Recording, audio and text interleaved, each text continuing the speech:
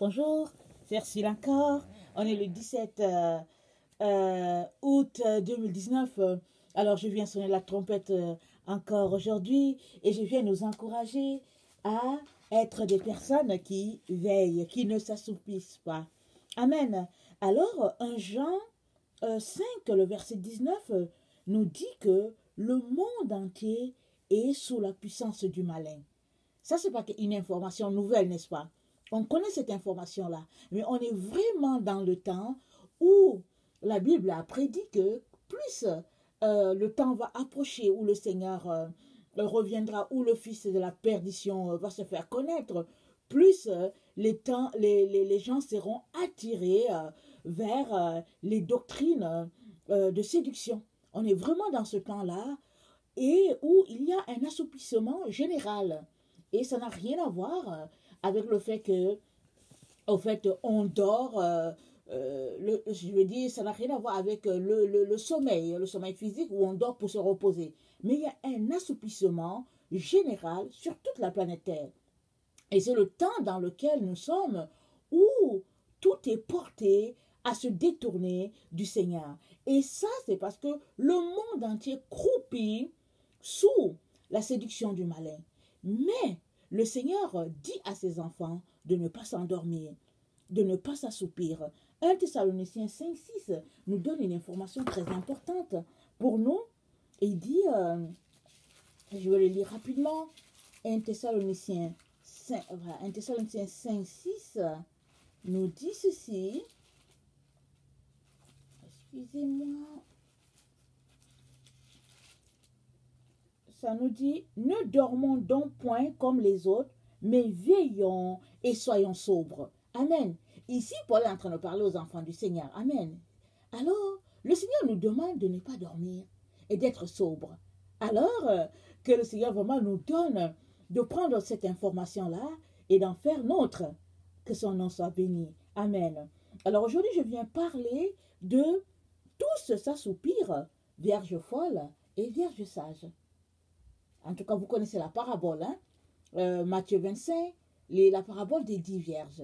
Mais il y a une partie très importante ici, c'est que quand Jésus est venu, il a pris les cinq sages. Amen, les cinq vierges sages. Mais au verset 5, on a une information selon laquelle toutes ces vierges-là se sont assoupies. Même les vierges sages se sont assoupies. Et quand on a crié, voici l'époux, c'est là qu'elles se sont réveillées. Mais elles se sont assoupies toutes, y compris les sages, les folles et les sages, tout le monde s'est assoupi. Alors qu'est-ce que le Seigneur est en train de nous donner comme information à cette partie-là? Amen. Alors j'aimerais ça qu'on lise Matthieu 25, le verset 5, je pense. Attendez, on va voir si c'est important qu'on lise tout. Ok. Alors, je vais lire tout jusqu'au 5. Alors, le royaume des cieux sera semblable à 10 vierges. Matthieu 25, s'il vous plaît. Alors, le royaume des cieux sera semblable à 10 vierges qui, ayant pris leur lampe, allèrent à la rencontre de l'époux.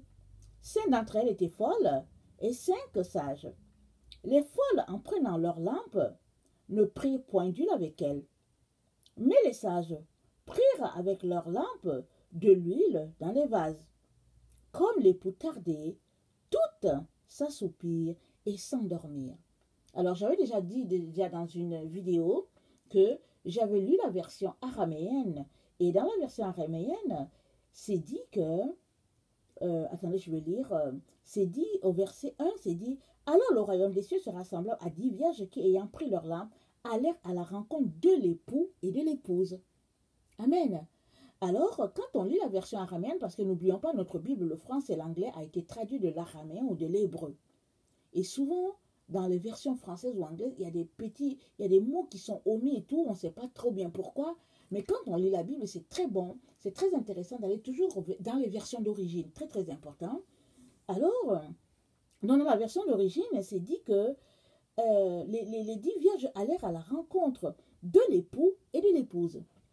Toutefois, le verset 5, ici, au fait, que ce soit l'époux et l'épouse ou bien juste l'époux, ça ne change pas tellement le sens, je veux dire le verset, le fait que ce soit l'époux et l'épouse, ça ne change pas tellement le sens du verset 5. Que ce soit l'époux seul ou bien l'époux et l'épouse, ça ne change pas tellement la version. Mais je pense que la première version, c'est elle qui est vraie et c'est que c'est l'époux et l'épouse qui sont revenus.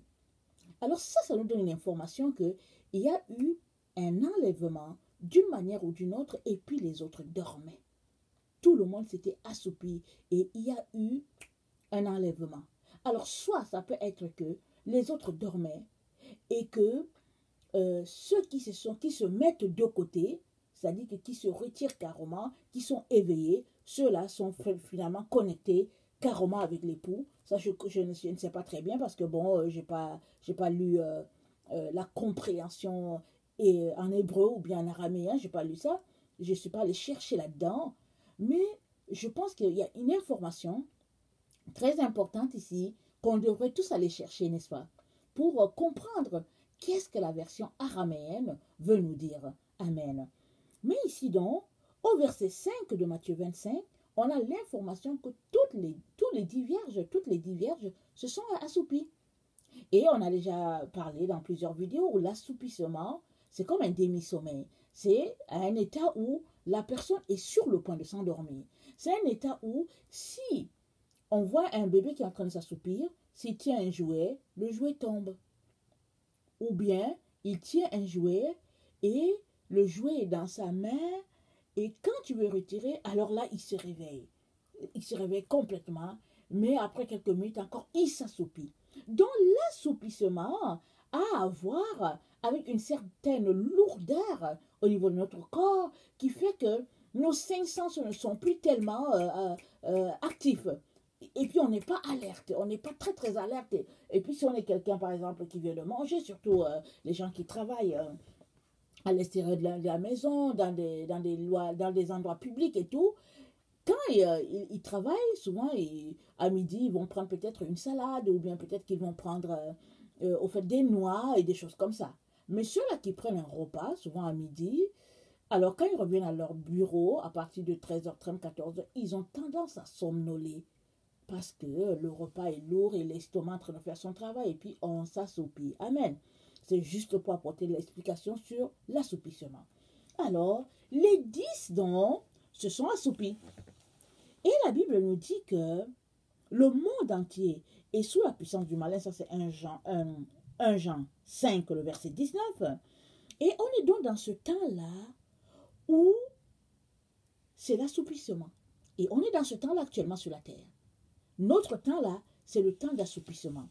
Et on doit exercer une force contraire pour ne pas s'assoupir. Amen. Et Jésus donc vient aujourd'hui, par mon canal, nous encourager à tout faire pour ne pas tomber dans l'assoupissement. Alors, il y a des choses à faire. Amen. Il y a des personnes, par exemple, les personnes sportives, c'est des personnes qui, au fait, sont toujours dynamiques et tout. Amen. Elles sont très, très dynamiques et très actives. Alors, ça peut nous donner un élément que, bon, il faut par exemple qu'on se mette à faire du sport. Ça, c'est très important. Il faut par exemple qu'on arrête à manger gras. Et puis ces derniers temps, j'ai fait des vidéos sur le type de nourriture qu'on mange. Parce que si on mange léger, et si on mange plus du vert, je veux dire végétarien, des choses comme ça, on a tendance à être moins lourd et notre estomac a tendance à moins, en tout cas, travailler lourdement. Et puis bon, et on évite de l'embonpoint. Souvent, quand on a l'embonpoint, écoutez, on dort, on ronfle, et puis ben voilà, et puis tout nous énerve, et puis ben voilà. Alors c'est important qu'en ces moments où nous nous trouvons, que nous puissions aller à contre-courant de ce qui se passe sur la planète Terre. Amen. Et donc, le verset, on a déjà lu ce verset-là, mais j'aimerais encore le lire pour que on puisse bien réfléchir à ce qui se passe autour de nous. Vous allez m'excuser parce que j'ai commencé ma vidéo sans mettre mon micro, sans accrocher mon micro. Alors, il se pourrait que dans les premières paroles jusqu'au jusqu'au, comment on appelle ça, jusqu'à la minute 10, il se pourrait qu'il y ait un peu, peut-être de l'écho. Je m'excuse parce que je me suis rendu compte que je n'avais pas mon micro. Alors là, je l'ai installé. Et bon, ça va faire certainement une petite différence. Amen. Alors, Matthieu 21, dans Luc 21, le verset 34 à 36 nous dit, prenez garde à vous-même. Ça, c'est le verset 21. Prenez garde à vous-même, de crainte que vos cœurs ne s'apesantissent par les excès du manger et du boire et par les soucis de la vie, et que ce jour ne vienne à vous à l'improviste. Les excès du manger et du boire, ça on sait ça, on en a déjà parlé. Les soucis de la vie. C'est Jésus qui nous a dit, ne vous inquiétez pas de ce que vous allez manger, de ce que vous allez boire, de quoi vous serez vêtus. Ça, ce sont les païens qui s'occupent de ça. Il dit, occupez-vous du royaume des cieux. Amen. Cherchez premièrement le royaume de Dieu et la justice de Dieu. Et toutes ces autres choses vous seront données. Alors Jésus-Christ est en train de nous donner une direction. Il est en train de nous dire comment nous comporter pour ne pas tomber dans les excès de notre temps. J'aimerais qu'on lise ça. Il se pourrait que ce soit Luc 6, le verset 33. Ça fait longtemps que j'ai lu ce passage, excusez-moi. Alors, si je ne réussis pas à trouver le verset, vous allez m'excuser. Mais Jésus-Christ a dit, ne vous inquiétez pas de ce que vous allez manger, ou bien de ce dont vous serez vêtus. Il dit que ce sont les païens qui s'occupent de toutes ces choses-là. Il dit, cherchez premièrement le royaume et la justice de Dieu, et toutes les autres choses vous seront données. C'est ça qu'il nous a dit. Et on doit, c'est-à-dire qu'en tant qu'enfants de Dieu, qui cherchons le Seigneur, qui voulons faire plaisir à notre Dieu, il est important que nous puissions suivre les conseils de Jésus pour pouvoir nous en sortir. Ce qui se passe souvent, c'est que on veut marcher à notre manière. C'est-à-dire, on veut suivre Jésus, mais on veut marcher à notre manière. Et ça, souvent, ça devient compliqué parce que Jésus étant passé par là, il nous dit comment faire pour passer outre les pièges de l'ennemi. Amen. Alors, laissons de côté les soucis de la vie. Les soucis de la vie, souvent, c'est la recherche de boulot, d'un emploi. Et puis souvent, on veut améliorer notre condition matérielle. On est à un standing, par exemple, D, et on veut passer du standing D au standing B, par exemple.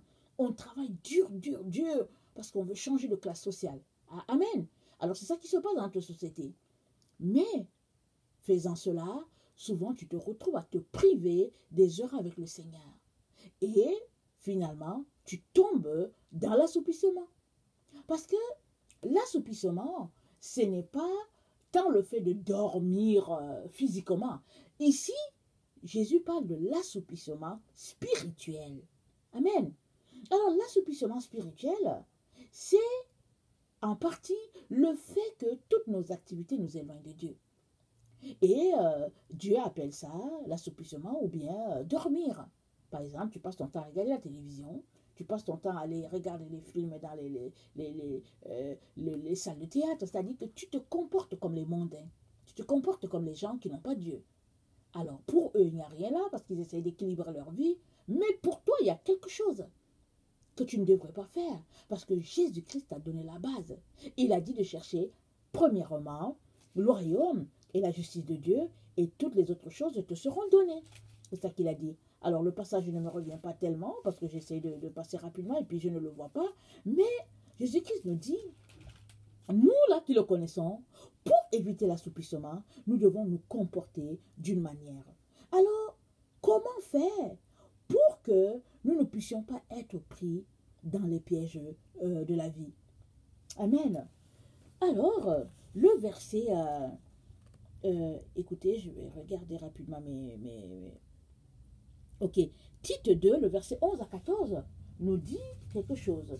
Tite 2, le verset 11 à 14.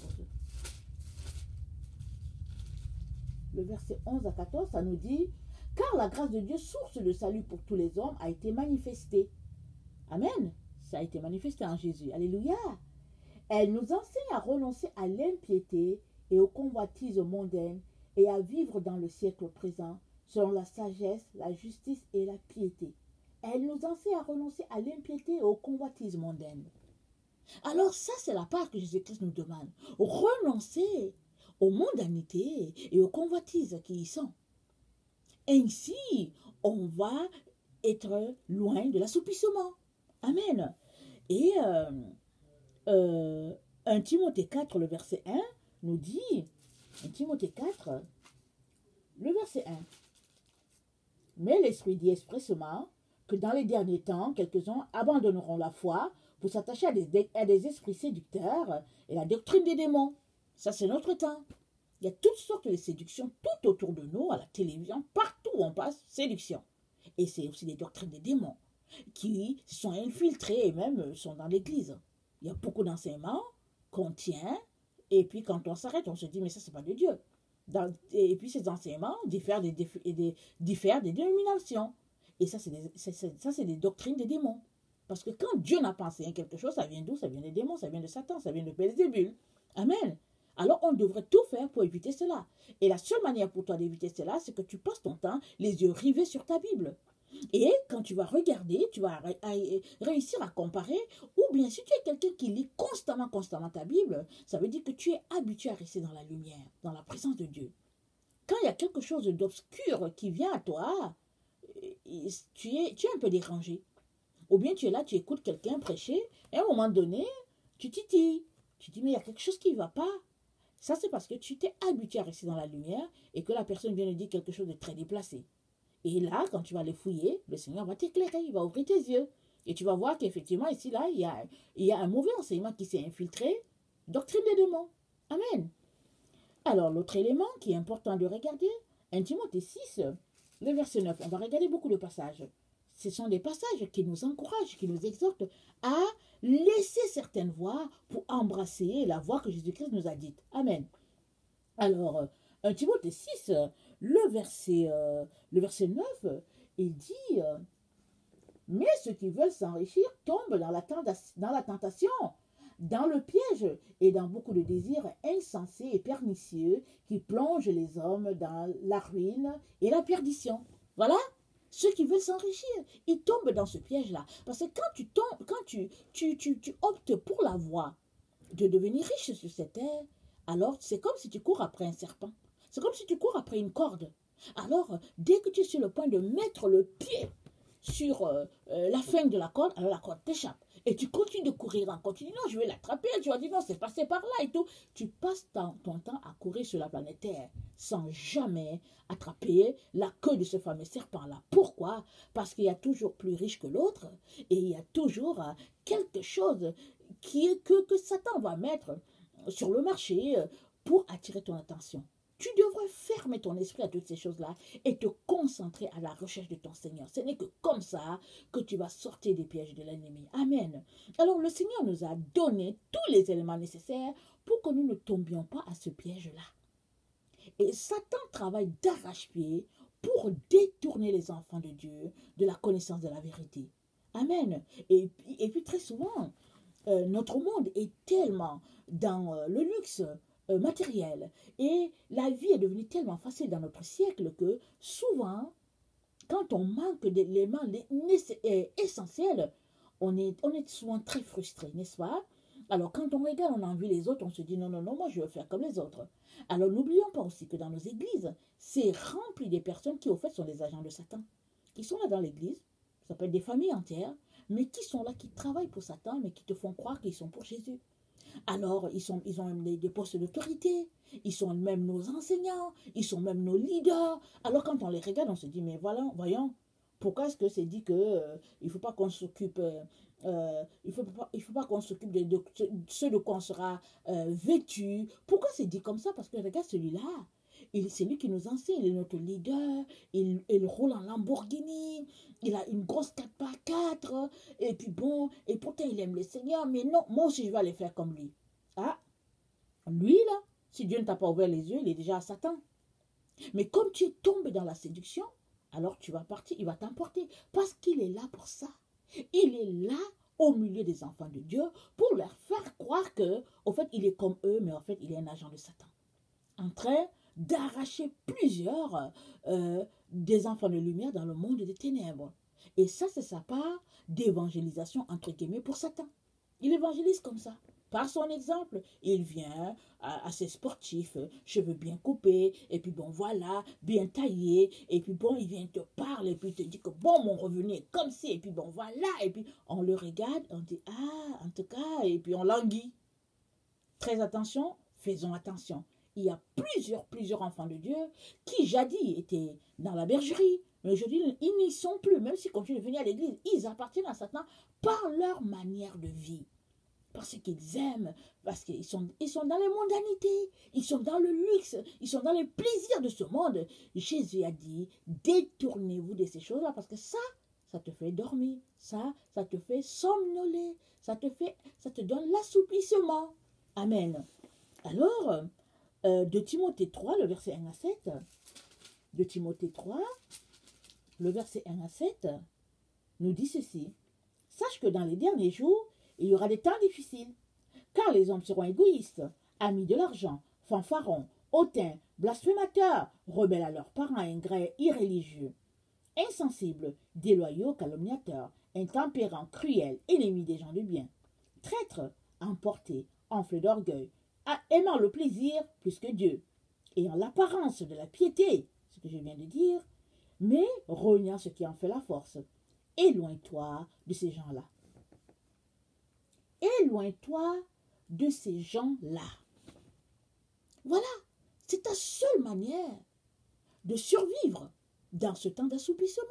C'est de t'éloigner des personnes qui sont comme ça, qui te donnent l'impression que bon, ils ont le Seigneur, et puis tout est ok, tout est in pour eux, et puis bon, et oui, Jésus en haut, Jésus en bas, alors que dans leur lieu secret, ils disent à Satan, ils disent que mais c'est jusqu'à quand ça va durer, je suis fatigué de jouer la comédie, parce qu'ils sont là pour t'arracher et t'envoyer dans les ténèbres. Tu devais faire attention. Alors si tu vois quelqu'un autour de toi, même si c'est ton ami d'enfance et qui se comporte comme ça, Jésus un pied, et puis Satan l'autre, fuis-le, fuis.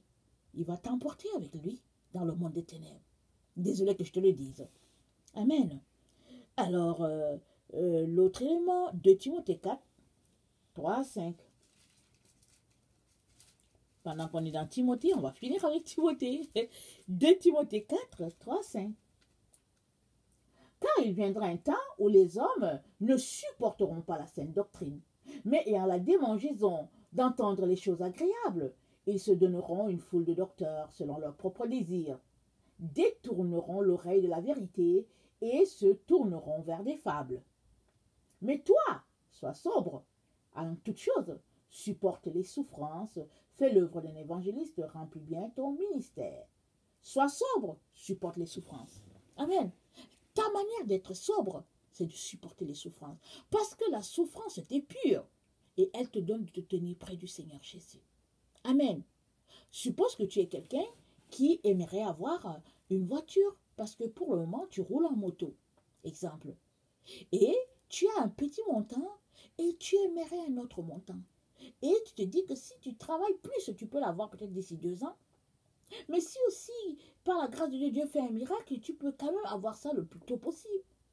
Et finalement, tu vas te dire, ok, tu as trouvé un boulot ici, donc si tu as 2 boulots, finalement, tu pourrais l'avoir en 6 mois, exemple. Et assure-toi que c'est Dieu qui t'envoie dans cette situation-là. Sinon, contente-toi de ta moto. Et puis prends ton bus. Prends ton bus ou bien ton métro. Et dans ton sac, mets ta Bible. Et puis mets un cahier. Mets un calepin avec un stylo. Pendant que tu es assis là, ou tu t'offres dans le bus peut-être pendant 2 heures, et puis dans le métro peut-être pendant 1 heure, prends le temps de lire ta Bible, de méditer, de souligner. Amen. Ce sera un temps agréable, parce que ça dépend de comment toi tu vois les choses. Ça dépend de comment tu perçois les choses. Amen. Parce que quitter ta maison, aller à ton lieu de travail, oui, ça peut prendre 2 heures aller, 2 heures retour. Mais si pendant ton trajet, l'ami des amis est juste à côté de toi, alors vraiment quel trajet merveilleux, n'est-ce pas? Il te suffira juste de prier pour que les gens qui sont autour de toi dans le même bus ou dans le même métro ne fassent pas trop de bruit. Et tu seras bien en train de lire ta Bible tranquille. Et tout ce que ça va faire, c'est que ça va énerver certaines personnes qui vont peut-être te bousculer ou bien t'insulter pendant que tu es assis là entre ta Bible tranquille. Mais c'est des choses qui se font. Et ça dépend de notre disposition d'esprit. Très souvent, notre besoin, la chair est tellement forte qu'on veut tellement, on veut tellement, on veut tellement que finalement, on ne voit pas le bien de finalement d'être assis dans le bus tranquille en train de pouvoir faire nos affaires. Amen. Alors, l'autre passage qui serait bon qu'on lise aussi, c'est Apocalypse 2, le verset 3. Apocalypse 2, le verset 3. Ça dit, rappelle-toi donc comment tu as reçu et entendu, et garde et repens-toi. Si tu ne veilles pas, je viendrai comme un voleur, et tu ne sauras pas à quelle heure je viendrai sur toi. Repens-toi, garde, veille. Amen. Alors ça, c'est la vie de tout enfant de Dieu. Notre vie est faite de repentance à tous les jours, à tout moment. Si tu as fait une faute le matin à 8 heures, n'attends pas 22 heures pour demander pardon à Jésus. Va dans le secret de ta chambre, va quelque part. Prends le temps, 5-10 minutes, demande pardon au Seigneur, et puis reviens, que tout retourne à l'ordre, et puis reprends ton parcours. Amen. Garde, c'est quoi? C'est de garder le dépôt, garder la parole de la vérité. Amen. Afin de ne pas tomber dans la séduction, dans les doctrines des démons. Amen. Et l'autre élément qui est bon, il dit, garde ce que tu as reçu, ce que tu as entendu. Il dit, si tu ne veilles pas, je viendrai comme un voleur. Très, très important, veiller. Alors, veiller, c'est le contraire de s'assoupir. Alors, les 10 vierges se sont assoupies. Le temps où nous sommes, c'est un temps d'assoupissement. Mais Jésus nous dit de ne pas s'assoupir. Il dit de veiller. Le repas qu'on mange, les activités qu'on fait, toutes ces choses-là contribuent à nous assoupir. Souvent, on est juste là, écoutez, un exemple tranquille, on est là avec les amis, et puis bon, ils disent, bon, allons-y marcher au parc. Alors, ok, tu peux dire, ok, moi je vais lire ma Bible. Ou bien, oui, tu peux aller marcher au parc. Maintenant, tu peux t'arrêter pour dire, ok, je vais marcher au parc, qu'est-ce que ça va m'apporter? On va causer, on va faire les 100 pas. Ou bien, ok, on va aller au parc. Pendant que vous allez marcher, moi, je serai assis sur un fauteuil, je vais lire ma Bible. Ça dit que c'est des astuces et qu'on devrait développer pour ne pas tomber dans le sommeil. Et ça, là, c'est un acte volontaire. C'est un renoncement, comme on vient de lire. Il faut renoncer. Il faut choisir de renoncer à ce que nous aimons pour pouvoir nous connecter à ce que Jésus-Christ nous dit. Ainsi, nous allons pouvoir échapper à ce moment-là, ce moment dans lequel nous sommes, où tout est assoupissement, tout est séduction. La séduction fait partie de la tactique de Satan pour que tout le monde soit assoupi. Ça fait partie. Et c'est à toi, c'est à moi de nous lever et de former un barrage, d'aller à contre-courant de ce qui est en train de se passer. Amen. Et Apocalypse 3, le verset 20, ça dit, excusez-moi, le verset 10 plutôt. Parce que tu as gardé la parole de la persévérance, en moi je te garderai aussi à l'heure de la tentation qui va venir sur le monde entier pour éprouver les habitants de la terre. Parce que tu as gardé la parole de la persévérance. C'est quoi la parole de la persévérance? C'est la parole de Jésus. Jésus a dit quoi? Ce sont les violents qui s'emparent du royaume. C'est la persévérance. Parce qu'il faut persévérer. Souvent, tu es là avec des frères et des sœurs, mais dans le fond, dès que tu tournes le dos, ils te sacent correctement. Et puis même, souvent, tu es là, et puis bon, on te lance des pierres et tout, les regards, tu reçois des regards de fusil, et puis bon, des pistolets, et puis tu te dis, bon, voilà, Seigneur, je débarque. Mais celui qui persévère, c'est la personne qui dit, ok, whatever, moi, c'est mon Jésus. Ils n'ont qu'à me traiter comme ils veulent, c'est pas mon problème, c'est Jésus. Ou bien, tu es là, tu as un besoin qui est là, tu pries, mais bon, voilà, il n'y a rien qui arrive. Alors, tu te dis, ok, je vais aller travailler comme babysitting à tel endroit pour avoir cet argent. Mais tu peux aussi dire, ok, Jésus-Christ m'a dit de rester tranquille à la maison, ben, il va pouvoir pour me donner ce que je veux. Et si il ne me le donne pas, bon, c'est qu'il a trouvé que je n'en ai pas vraiment besoin, et tu persévères. Et finalement, tu en manques. Et puis tout, il a dit que c'est son domaine de s'occuper de ton repas et de tes vêtements. Alors, si finalement tu te retrouves à marcher en haillons et que Jésus-Christ prenne plaisir à cela, bon, tu laisses. Mais Jésus ne va pas te laisser marcher en haillons. Il ne va pas vouloir cela. Il va s'organiser pour que tu sois couverte. Parce qu'il ne veut pas que tu sois nue. Amen. Donc, c'est notre état d'esprit et la manière dont nous voyons les choses. Très, très souvent, on est tellement attaché à nos biens matériels, à une vie d'aisance, au plaisir de la vie, à une vie de luxe. Alors, de telle sorte que on a de la difficulté à céder ce luxe-là à ce Jésus-là qui a marché sur les rues de Nazareth. Amen. Parce que ce Jésus-là, c'était un Jésus simple, un Jésus simpliste, un Jésus qui aurait pu commander un engin du ciel. Mais il est monté sur un ânon. Le petit là d'une âne, il est monté là-dessus. Et il est passé pour se faire passer. Les gens criaient Hosanna, au fils de David. Voici le roi qui vient. Un roi sur un ânon. A-t-on déjà vu ça? Et pourtant, Jésus était le Fils de Dieu. Amen.